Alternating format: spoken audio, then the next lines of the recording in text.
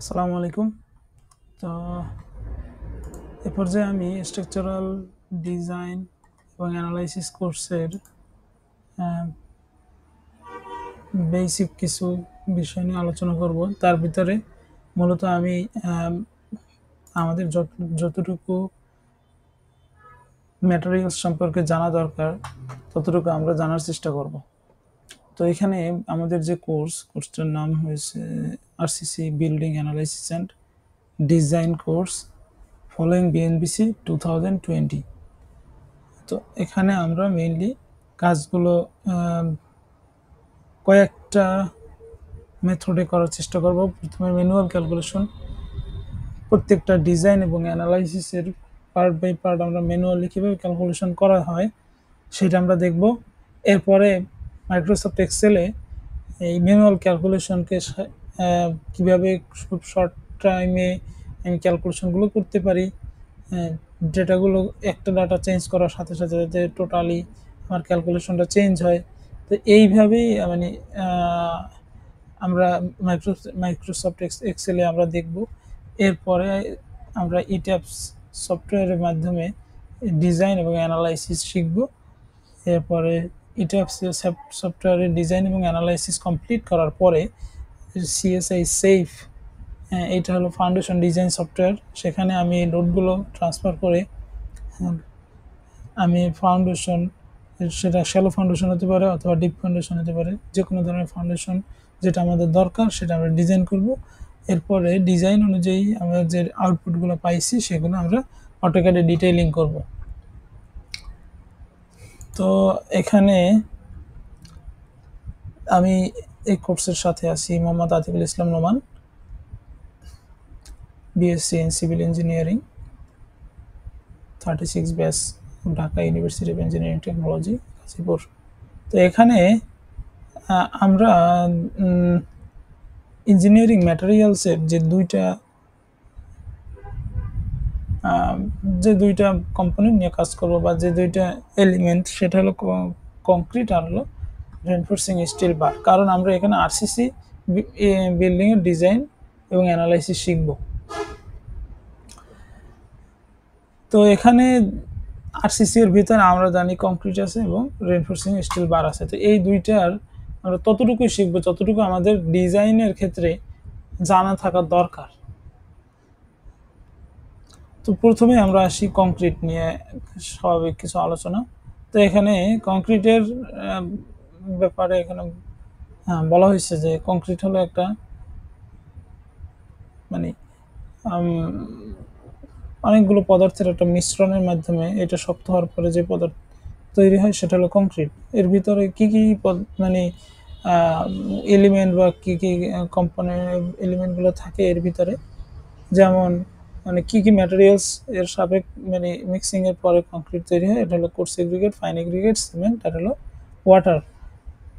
তো এখানে course aggregate এটা আমরা সাধারণত এখানে যে ক্রাস্ট রক ইউজ করি, ফাইন এগ্রিগেট হিসেবে স্যান্ড ইউজ করি।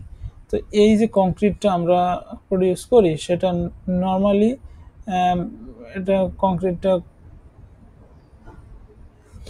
কম্প্রেশনে অনেক স্ট্রং থাকে এবং টেনশনে খুবই দুর্বল থাকে। তো এই সাধারণত নর্মাল ওয়েট কংক্রিটটা আমাদের 3000 থেকে 6000 পিএসআই এর মতো হয়ে থাকে। এছাড়া অন্যান্য যে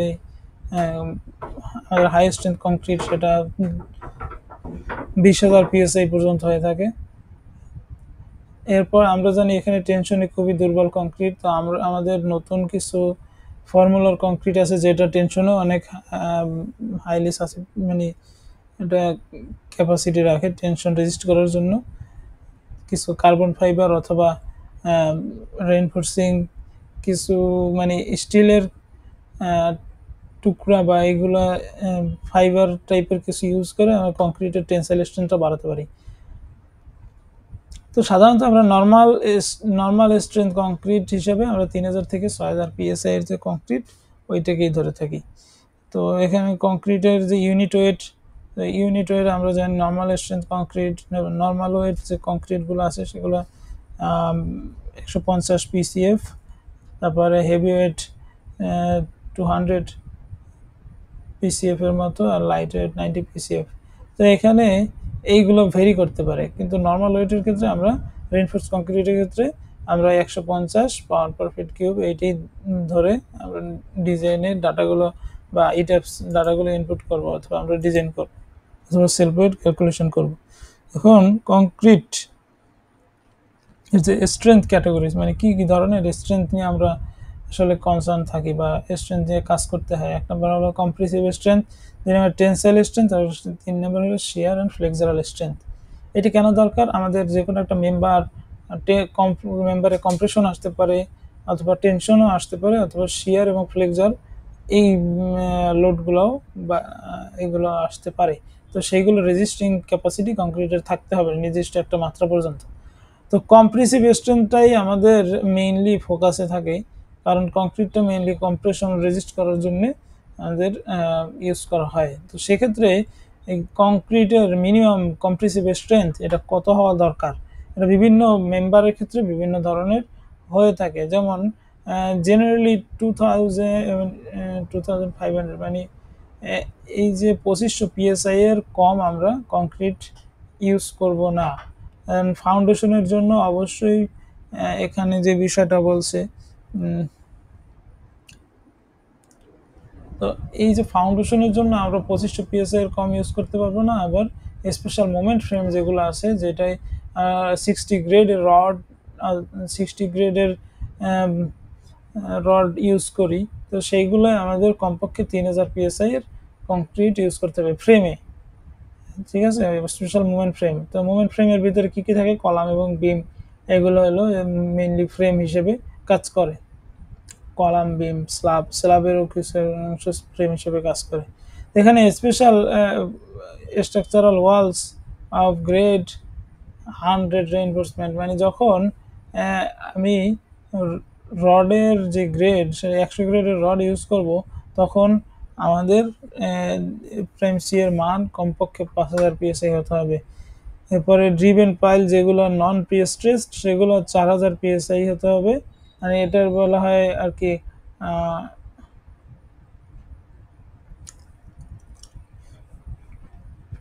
ড্রিভেন পাইল হলো যেটা আগে কাস্টিং করা হয় এবং পরবর্তীতে এটা ড্রাইভ করে ভিতরে প্রবেশ করানো হয়, সেটা হলো ড্রিভেন পাইল।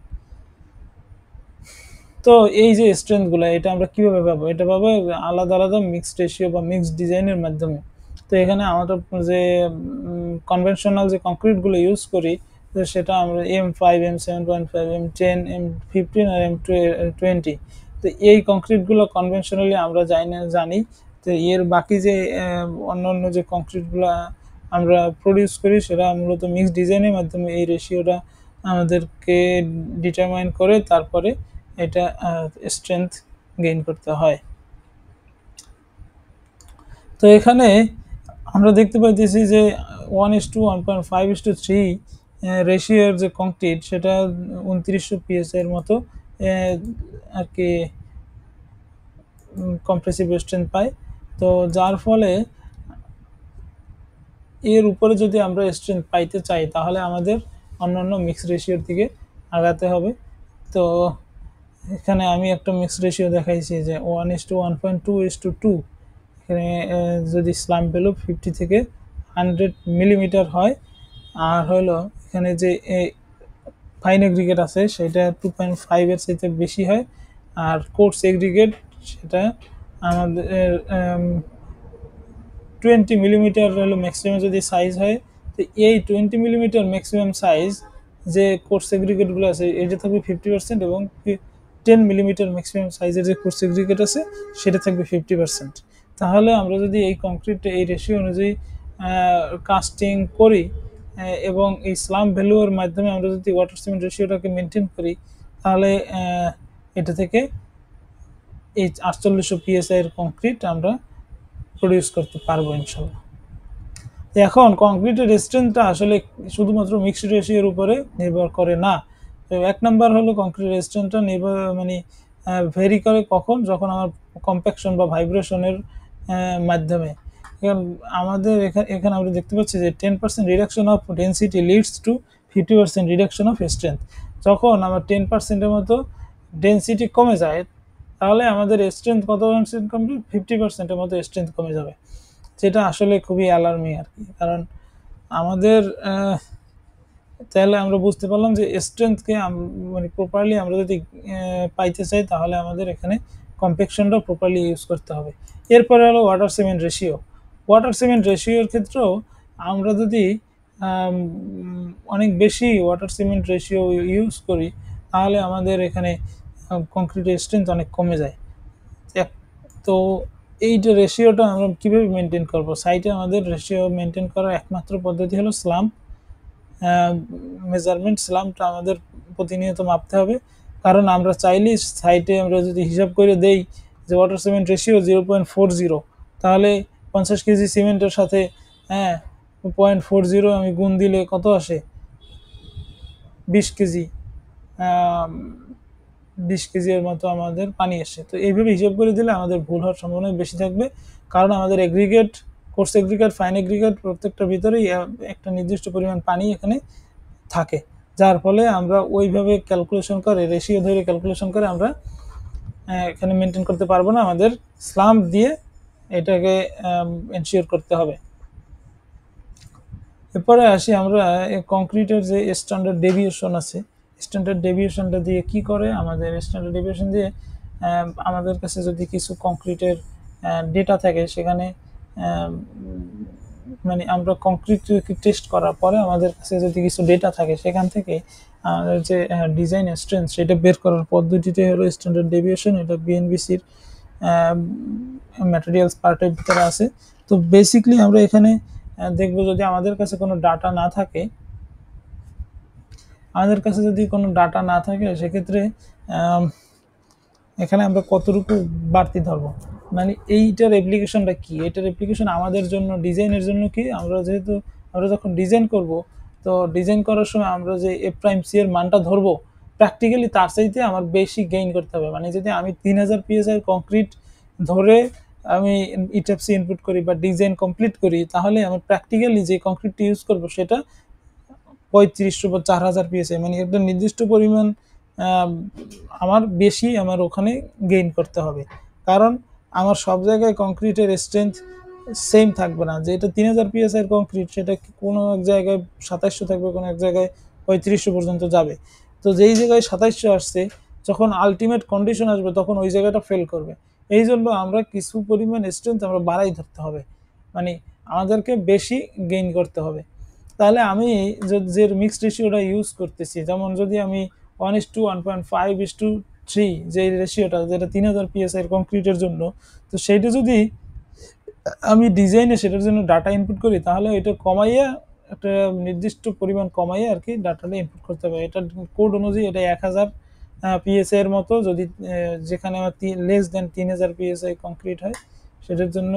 কিন্তু আমরা প্র্যাকটিক্যালি কাজের ক্ষেত্রে আমরা এটার 500 PSI এর মতো আমরা ভেরিয়েশন রাখবো। মানে আমরা যদি 3000 PSI এর কংক্রিট ইউজ করি ডিজাইনের জন্য, সেটা 500 PSI 2500 PSI হিসেবে আমরা ইনপুট করব।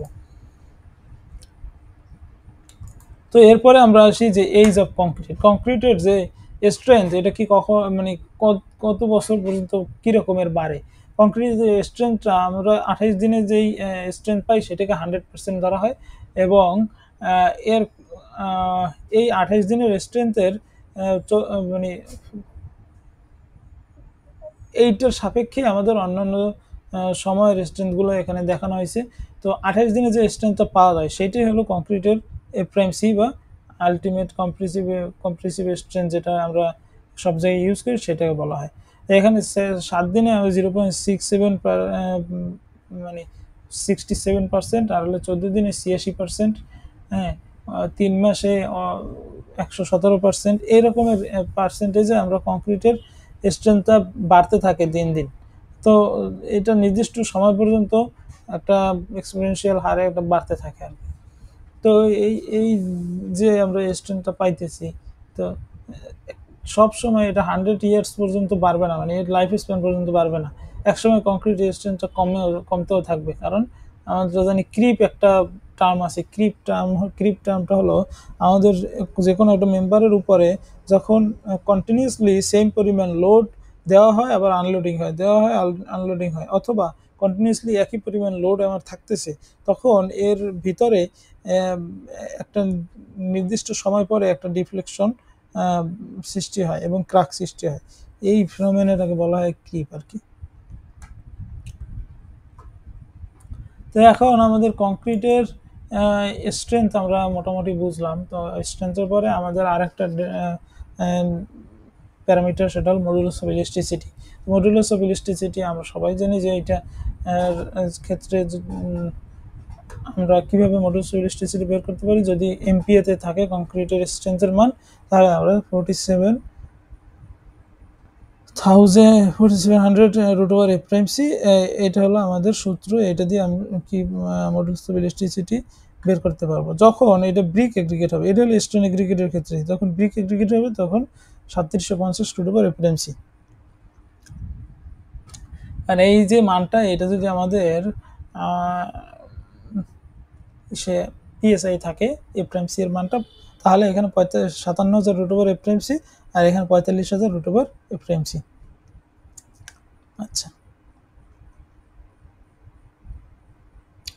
এবার আমরা আসি মেটাল রেইনফোর্সমেন্ট বা স্টিল রেইনফোর্সিং বার, যেটা রিবার বলা হয়, স্টিল রিবার, সেটার ক্যারেক্টারিস্টিক্স সম্পর্কে একটু জানার চেষ্টা করবো। তো আমাদের কংক্রিট বা আরসিসি স্ট্রাকচারে বিভিন্ন ধরনের ডায়ামিটারে বার ইউজ হয়, যেটার অনেক সময় স্ট্রেংথও বিভিন্ন ধরনের পাওয়া যায়। তো এইটা কতটুকু পর্যন্ত পাওয়া যায়, এখানে মানে 200 কিলোমিটার পার মিলিমিটার স্কয়ার, মানে 200 MPa, সরি,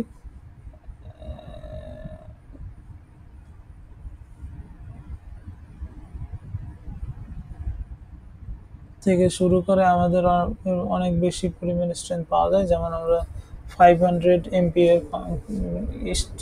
সরি, এটা হলো 200 kilonewton per metre square, 200 newton per metre, মানে 2000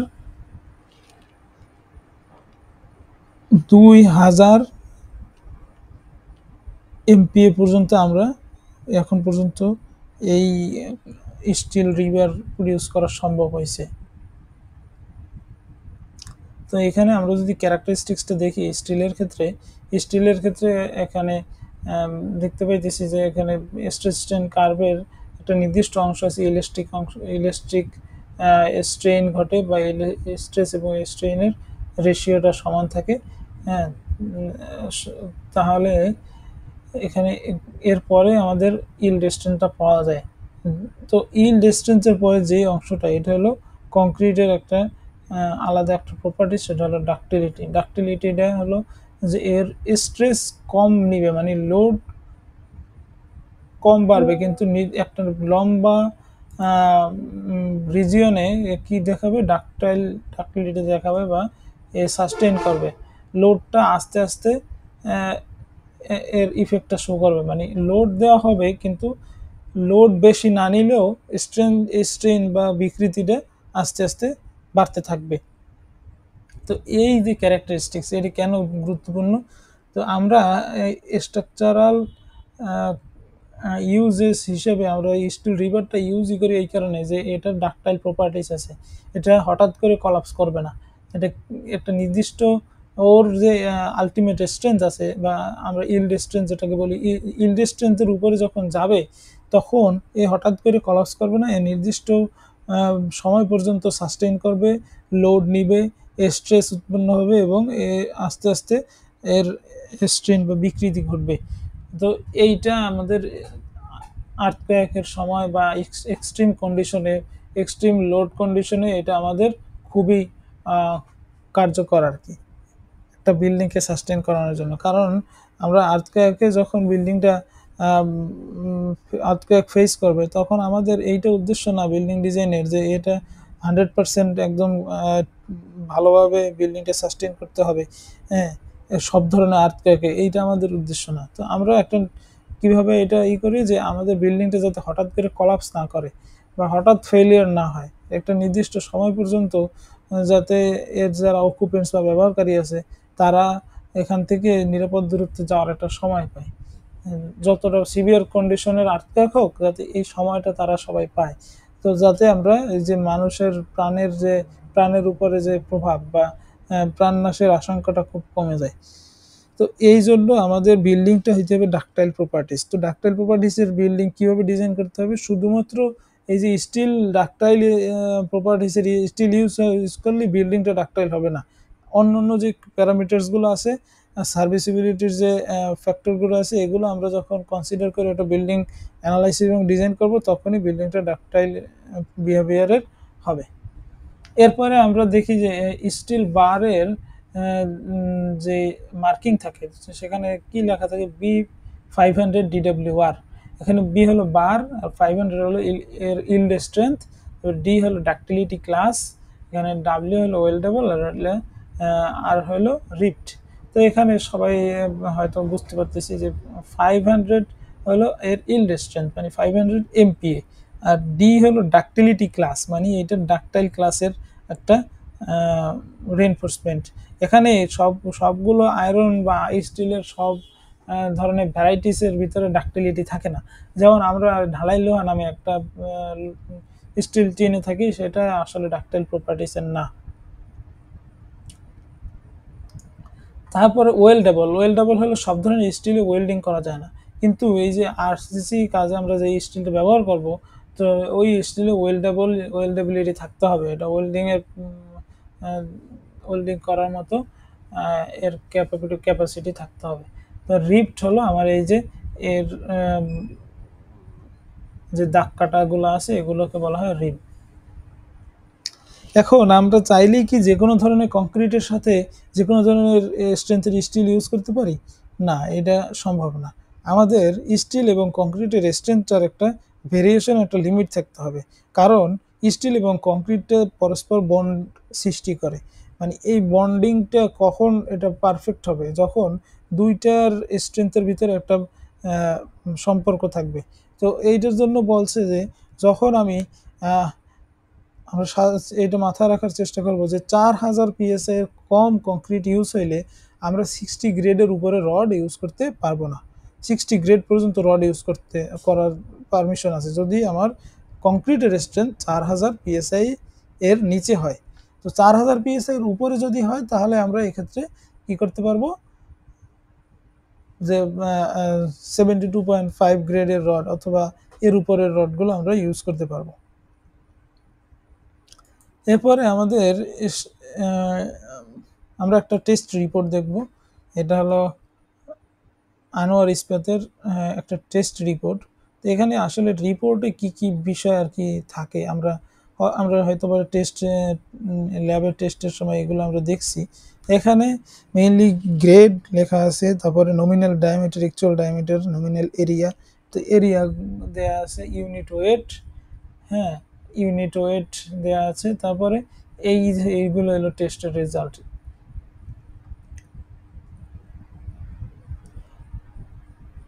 এই যে ইল্ড আর প্রুফ লোড, এই যে লোডটা প্রথমে কে করছে ক্যালকুলেশন, মানে ডাটাটা নিছে ইউটিএম ইউনিভার্সাল টেস্টিং মেশিন থেকে, তারপর সেটার এরিয়া দিয়ে ভাগ দিয়ে এখানে ইল্ড আর প্রুফ স্ট্রেংথ, ইল্ড স্ট্রেংথটা পাইছে, আলটিমেট লোড, আলটিমেট স্ট্রেংথ, এইগুলো দেওয়া আছে। দেওয়ার পরে এখানে মানে আলটিমেট বাই ইল্ড, হ্যাঁ এই যে একটা রেশিও 1.27 পাইছে, একটা 1.28, 1.30।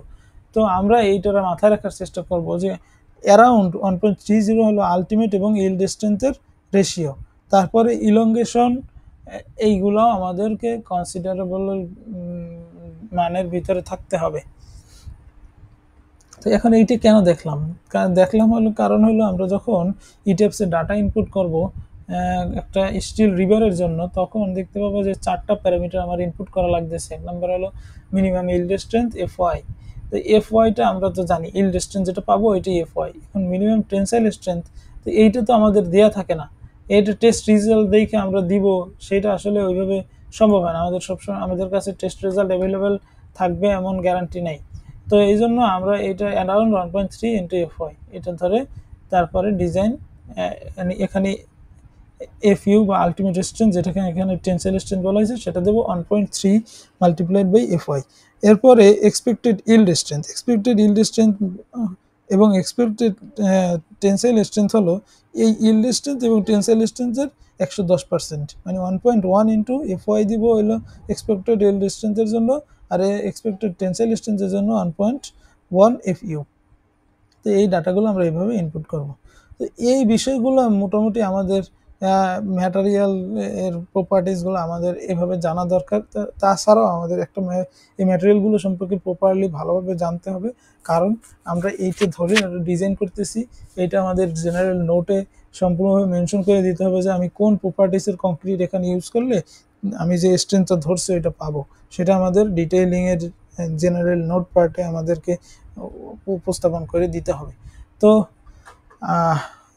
আস্তে আস্তে আমরা ইনশাল্লাহ এই কোর্সের ভিতরে বাকি বিষয়গুলো কভার করার চেষ্টা করব। যখন যেটা আসবে ম্যাটেরিয়াল বিষয়ক, তখন আমরা ওইটা কভার করার চেষ্টা করব।